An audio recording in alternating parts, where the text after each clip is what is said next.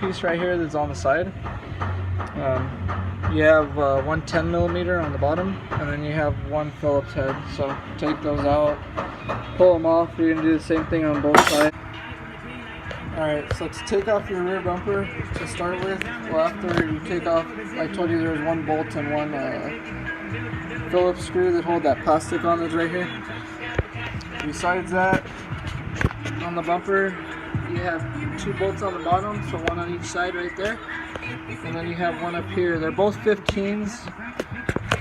At first we were doing it with this, but they were kind of stuck, so what we ended up doing, we just drilled holes right here on the bumper. It's not like we're going to use these bumpers again anyways. If somebody wants them for free, beggars can't be choosers. Now you have, well, this one has 3 on this side and 4 on this side, but you should have 4 on each side. If you can't take them off by hand, like these look a little rusted, but you might have to spray them with like some WD-40, let them sit or something.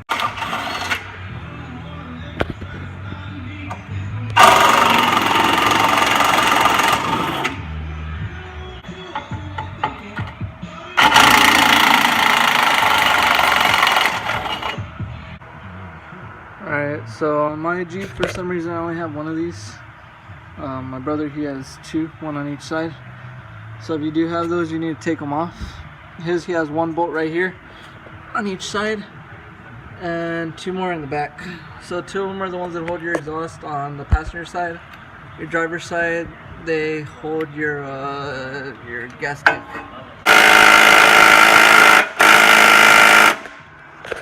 Alright, so I took out those 2 bolts now. They're right there. They were kind of a pain in the ass to get off because, as you can see, they put Loctite on them. So turns out that you have 2 rivets in there. Rivets. One was back there. The other one was up here. To get rivets out, you just drill them out, so you can still see part of it right there. And that's the other one. You just drill them out. You're going to do that on both sides to get this out. And as you can see, now it comes out easy. So you want to take that out on both sides so that you could use the hardware that Smittybilt gives you. You're going to slide these in. When you put these in, I have an arrow to the part that's pointed, that's supposed to be facing in. Remember, you're going to push these all the way in. It's not going to stick out like the stock one where it's going to be right here. You got to push it in all the way. Like you can see that hole in there. You're going to line them up inside. You already have those holes, the holes inside. You're going to line them up because when you put that other bracket from the outside, these need to bolt onto that bracket, which is going to be on the outside. So then basically it's going to sit like this. You're going to have 2 right there towards the front, 1 towards the back. Those, you use the new bolts that they give you. For these 4, you're going to use the factory bolts, and those are going to bolt up right there. So you got 4 on each side, so 8. Remember to put both of the plates in all the way. You're not going to have them sticking out like that stock one is right there. Alright, so I already slid 1 plate on that side. The plate with the 2 cutouts right here is going to go into this side. Wiggle it around so you get it in there.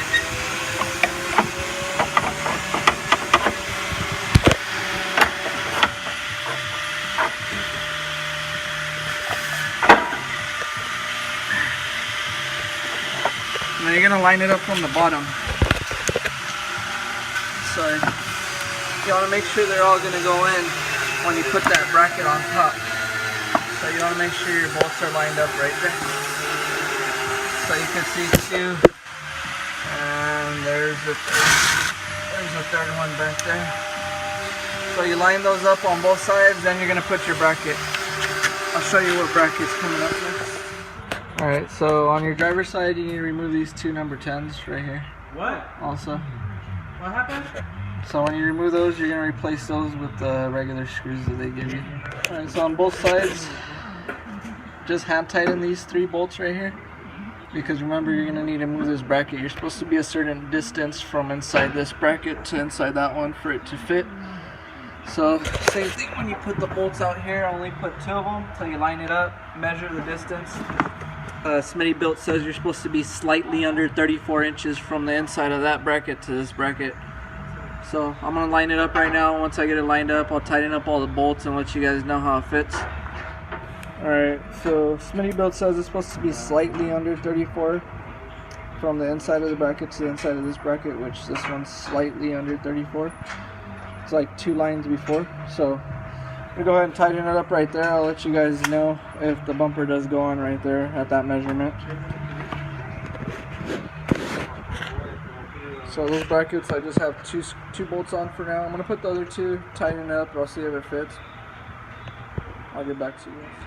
Alright, so yeah, at that measurement it did fit. You just kind of got to push.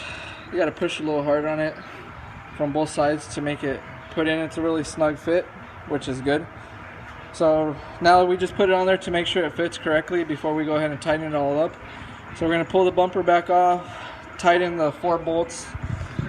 So all 4 of those that we had put on with the metal plate, we're going to tighten all those up. We're going to go under the car, tighten the 3 on each side. And then those 2 10mm that you guys took off, you're going to replace those with these. These are longer, so you guys are going to have to use these. The other ones are too short. They won't fit with that bracket on there anymore. And I'll go ahead and keep you guys updated on what goes on next on this thing. Alright, so as you guys can see, the bumper's on. They tell you guys to adjust it. You don't really have too much play from here to go back and forth. Mainly up and down. The way the screws are cut, they have lines going up and down, so you have a little bit of play like that. Let me turn on my flash real quick so you guys can see. Alright, so those 3 bolts, well, you can see the play up there, so you could go up and down. So just try and adjust this so the creases match up with each other on both sides. Then once you do that, you might need a friend to help you either hold the bumper up or push it down. Tighten up those 3 on both sides. After that, make sure you tighten up all these bolts on the bottom. The 3 on this side, the 3 on the other side. I still gotta use the self-tap screws that they give us to put back right here to hold this plate, even though this plate isn't gonna be going anywhere. I put it on top of that bracket, so it's gonna be held in with pressure right there.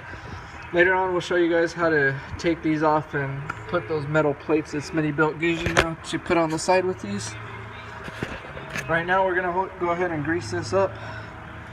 So we got a pin that's going to drop in here. We got 2 plates that are going to go on the bottom. Well, 1 if it fits. If there's a little bit of play, we're going to put 2 down there, drop the pin in. We'll show you guys what you need to lube up and stuff. You guys know what's going on. Alright, so you guys want to go ahead and put some grease on this, and you want to grease up the inside of there. You don't want your tire carrier squeaking and stuff when you're opening and closing it, or metal rubbing dry metal. You're going to get like debris most likely. Alright, so it says once we pop the tire carrier onto here, well, it also says to grease this, so we'll add a little bit of grease on this, well, top, bottom, wherever it's going to be sitting at. But it also says you want to fill up the gap, so we're going to start off putting one of these metal rings, but there's still a little bit of play. We're going to slide another one in there just to get rid of the gap, so it won't be like room for it to wobble around in there. Alright, you guys, so you want to go ahead and grease everything like I showed you, the inside of this. It says to put plates so you don't have play on there. And then you're going to have this little bracket that goes on the bottom, so you could run this bolt through. You run that bolt through once you drop that metal pin through there, so that that pin doesn't fall down enough, because then there's nothing really supporting the weight of this. This we're going to test out right now to see, I guess, which way it's supposed to be turned. I'm guessing that this is so when you open and close the door so it doesn't sag down. We're about to check it out right now. Alright, so they want you to go ahead and load it up before you play with your adjustment on here. Then you're going to go ahead and adjust this to make this arm go up so that way it doesn't hit. As you guys could see, the driver's side sits lower than the right side, so it hits when you try and open and close it. Also, I'll show you guys when we put these brackets on. There's one bracket for this side, one bracket for this side, and then for your guys' high jacks, you put those right here. These I'm going to leave a little loose for now until I end up purchasing mine, just because you end up putting like a bolt and a washer right here, and the gap might be a little bit different. There's a little bit more play on the other side than on this side. So I just want to space it out so that it fits before I go ahead and tighten those all the way up. And then we're going to end up running 2 LED pods right here, the ones that I used to have on my existing bumper before, because I don't really want to drill a hole on these up on top or anything. So since these come with like some L-shaped brackets, we're just going to put a pod right there and a pod right there. I don't need them to point straight back, just kind of at an angle so that I could see when I'm backing up at night and stuff. So I'll go ahead and make another video for that if you guys want to subscribe to our YouTube channel. Check out the other videos where we're cutting the front fenders, and then we'll do another one when we cut these rear fenders for you guys. And my brother's truck, I'll show when how to install and wire up a 50-inch light bar up on top, and then those pods also. And then we'll do another video when we do the Smittybilt front bumper. So if you guys want to stay tuned for all those videos, go ahead and subscribe to our YouTube channel.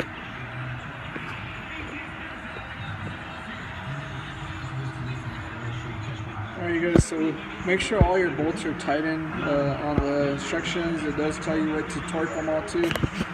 These I left loose, so I'm about to tighten them up right now. I just wanted to see how the weight and the tire was going to fit on here to adjust this. Because it tells you to put all the weight, like your load on there, to adjust that for it. So now, as you can see, it closes without rubbing the bottom anymore.